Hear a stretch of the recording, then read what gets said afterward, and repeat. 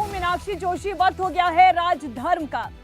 जम्मू कश्मीर पर आज देश की सर्वोच्च अदालत ने एक ऐसा फैसला सुनाया जिसके बाद धारा 370 का चैप्टर हमेशा हमेशा के लिए क्लोज हो गया।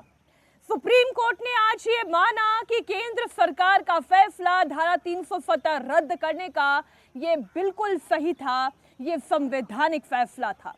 सुप्रीम कोर्ट ने ये माना कि धारा 370 एक अस्थायी प्रोविजन था और इसे आज नहीं तो कल हटना था और मोदी सरकार ने इसे अबॉलिश कर दिया। ये फैसला कानून संगत था।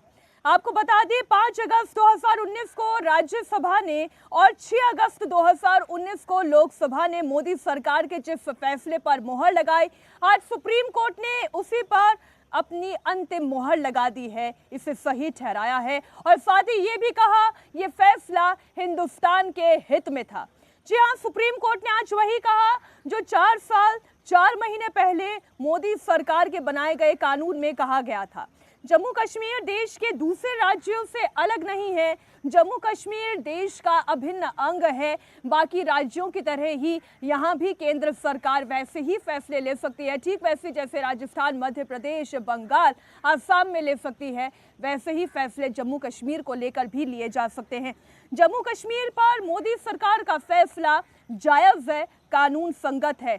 370 हटाने का फैसला, इसे यूनियन टेरिटरी बनाने का फैसला भी सही ठहराया गया।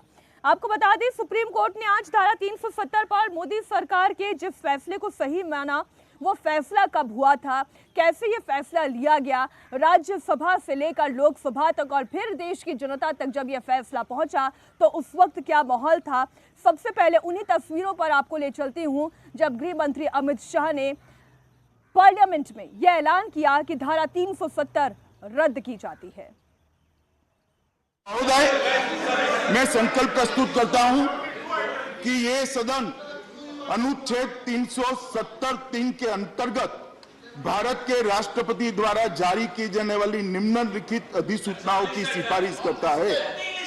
संविधान के अनुच्छेद 370(3) के अंतर्गत भारत के संविधान के अनुच्छेद 370 के खंड 1 के साथ पठित अनुच्छेद 370 के खंड 3 द्वारा प्रदत्त शक्तियों का प्रयोग करते हुए राष्ट्रपति संसद की सिफारिश पर यह घोषणा करते हैं कि यह दिनांक जिस दिन भारत के राष्ट्रपति द्वारा इस घोषणा पर हस्ताक्षर किए जाएंगे और इसे सरकारी गैजेट में प्रकाशित किया जाएगा, उस दिन से अनुच्छेद 370 के सभी खंड लागू नहीं होंगे, सिवाय खंड 1 के नामक तदनुसार पढ़ा जाएगा। संविधान के समय समय पर संशोधित बिना किसी संशोधन और उत्पाद के जम्मू और कश्मीर राज्य पर लागू होंगे।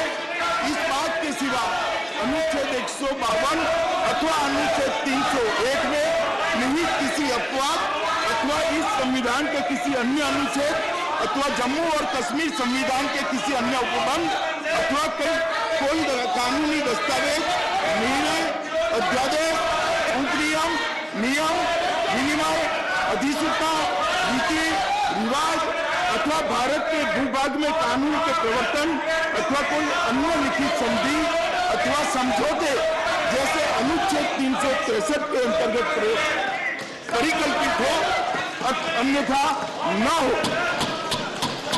माननीय सभापति महोदय, मैं संकल्प प्रस्तुत करता हूं कि यह सभा भारत के राष्ट्रपति की दिनांक 19 दिसंबर 2019 की उद्घोषणा के अनुरूप जम्मू और कश्मीर की राज्य की विधायी शक्तियां इस सदन में निहित होने एवं राष्ट्रपति द्वारा भारत के संविधान अनुच्छेद 3 के प्रावधान के अंतर्गत जम्मू और कश्मीर पुनर्गठन विधेयक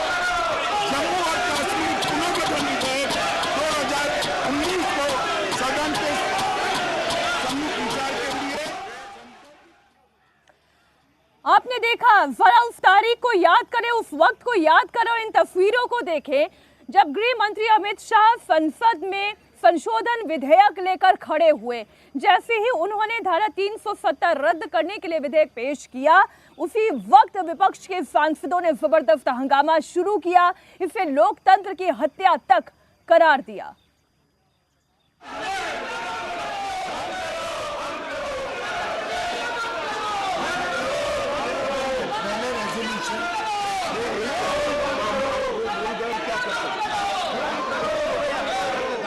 सभापति महोदय,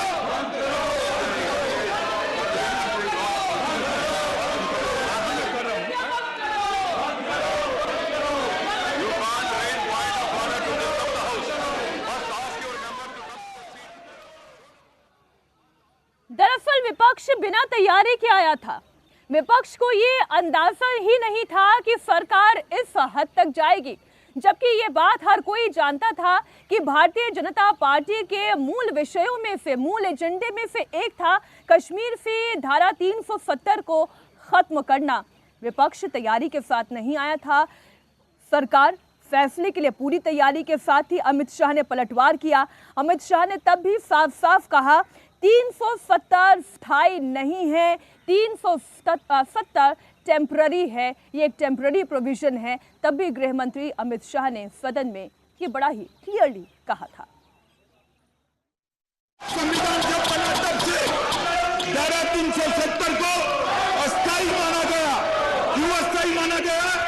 अस्थायी इसलिए माना गया माननीय अध्यक्ष जी, क्योंकि कभी न कभी इसको हटना था, बहुत पहले हटना था, मगर किसी में राजनीतिक इच्छा शक्ति नहीं थी, दृढ़ राजनीतिक इच्छा शक्ति का अभाव था।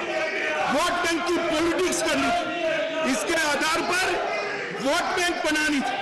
हमें ना वोट बैंक बनानी है, ना हमारे पास राजनीतिक इच्छा शक्ति का अभाव है।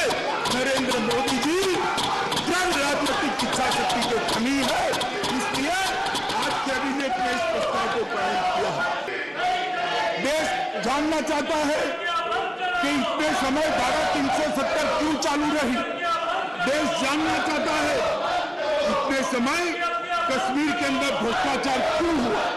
देश जानना चाहता है कश्मीर के दलितों को रिजर्वेशन का फायदा क्यों नहीं मिला। देश जानना चाहता है कश्मीर के ट्राइबल को पॉलिटिकल रिजर्वेशन क्यों नहीं मिला। देश जानना चाहता है 35A के तहत कश्मीर की माताओं बहनों को, अपने बच्चों को कश्मीरी कहलाने का अधिकार क्यों नहीं मिला।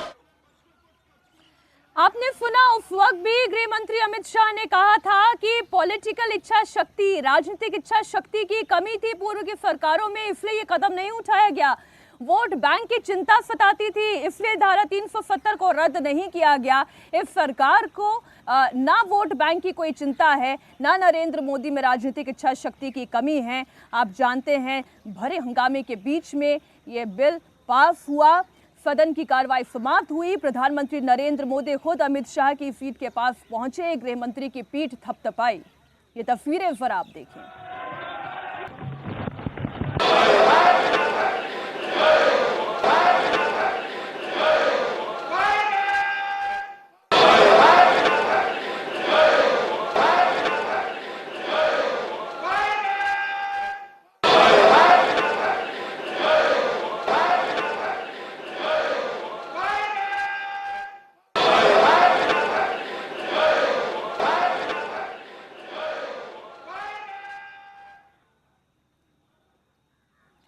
नरेंद्र मोदी का धारा 370 कश्मीर से हटाना, अमित शाह का उसके ऊपर काम करना, विरोधी लगातार चुनौती देते रहे।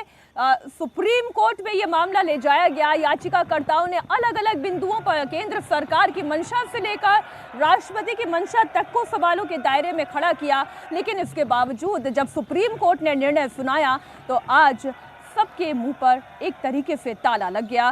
केंद्र सरकार के फैसले को संवैधानिक करार दिया गया। धारा 370 को कहा गया ये एक अस्थायी एक प्रोविजन था, ये एक टेम्पररी प्रोविजन था, आज नहीं तो कल ये हटना था। और वाकई में प्रधानमंत्री नरेंद्र मोदी की इच्छा शक्ति थी, राजनीतिक विवशता नहीं थी, बहुमत की सरकार थी और ना ही कोई वोट बैंक की चिंता थी, इसलिए धारा 370 यहीं से खत्म हो गई। 370 हटाने का बिल संसद के दोनों सदनों से पारित हुआ तो प्रधानमंत्री मोदी ने पूरे देश को इस बात के लिए बधाई दी। 8 अगस्त को अपनी एक स्पीच के दौरान मोदी ने कहा था कि धारा 370 की वजह से जम्मू कश्मीर के लोगों को इंसाफ नहीं मिल पाया, अब जम्मू कश्मीर के साथ इंसाफ हुआ है।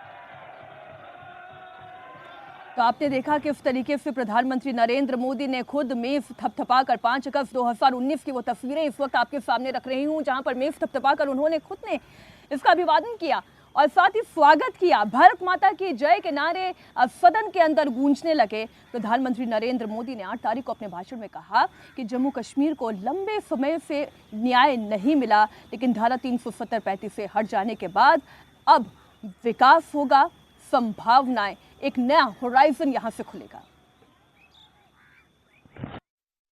समाज जीवन में कुछ बातें समय के साथ इतनी घुल-मिल जाती हैं कि कई बार उन चीजों का एक प्रकार से मन में स्थायी भाव बन जाता है, स्थायी मान लिया जाता है। ये भाव आ जाता है कि कुछ बदलेगा ही नहीं, बस ऐसे ही चलेगा।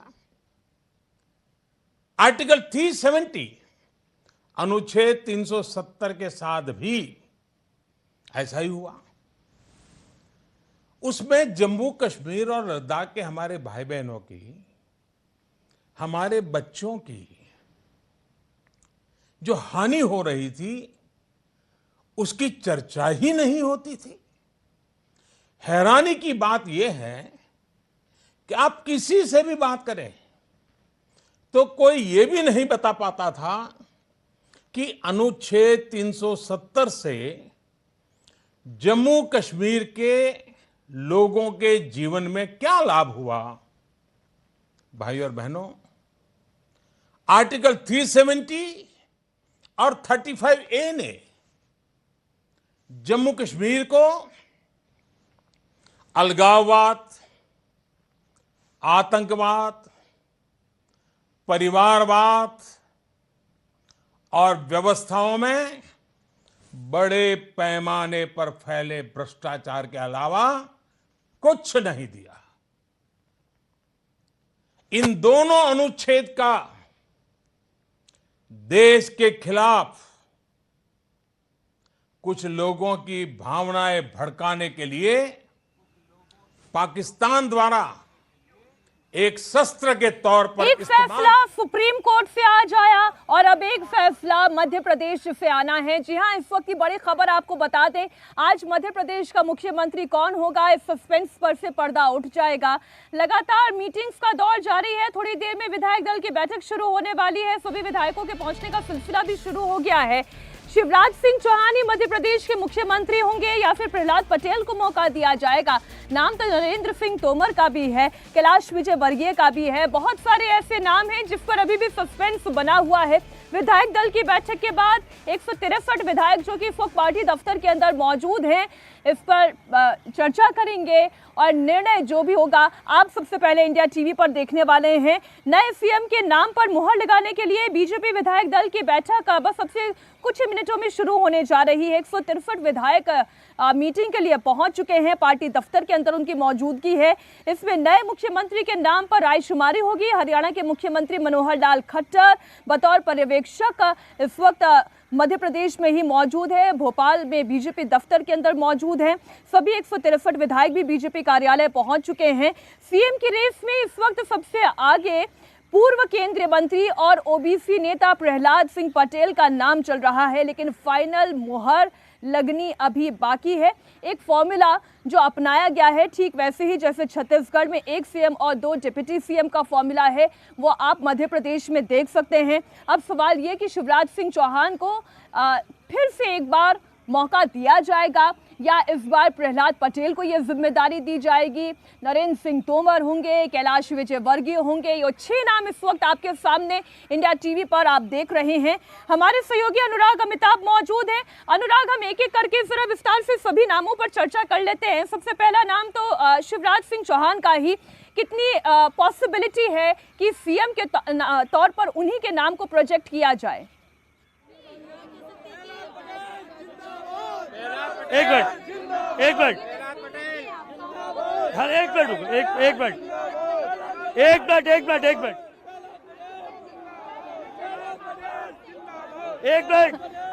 अनुराग, मुझे आप अगर सुन पा रहे हैं, कितनी संभावना है कि शिवराज सिंह चौहान ही मुख्यमंत्री बने?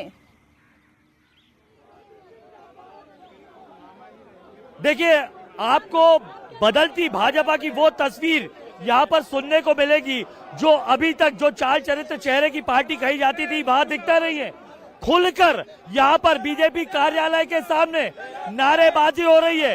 एक गुट प्रहलाद पटेल के नारे लगा रहा है तो दूसरा गुट कहो दिल से मामा फिर से। ये तस्वीर अमूमन इस तरीके से दिखाई नहीं देती है, लेकिन अब कार्यकर्ता खुलकर यहाँ पर बात कर रहे हैं कि उनके नेता को मुख्यमंत्री बनाया जाए। दरअसल जिस तरीके से तस्वीर बीते 1 घंटे में बदली है, यहाँ पर लोगों को यकीन हो गया कि क्या शिवराज का नाम एक बार फिर से सामने आ रहा है। हालांकि जिस तरीके की बात लगातार चल रही थी कि इस बार संगठन बदलाव के मूड में है, तमाम नाम सामने आ रहे थे, प्रहलाद पटेल से लेकर ज्योतिरादित्य सिंधिया तक। प्रहलाद पटेल प्रहलाद पटेल क्यों प्रहलाद पटेल? प्रहलाद पटेल एक संत प्रवृत्ति का व्यक्ति है, ईमानदार आदमी है और शिवराज सिंह मामा के पद चिन्हों पे चलने वाला व्यक्ति है। और शिवराज मामा सिर्फ प्रहलाद पटेल पे विश्वास करता है कि भारतीय जनता पार्टी। ठीक है अनुराग, क्योंकि प्रहलाद पटेल के ही नाम का जिक्र किया जा रहा है उनके समर्थकों के द्वारा,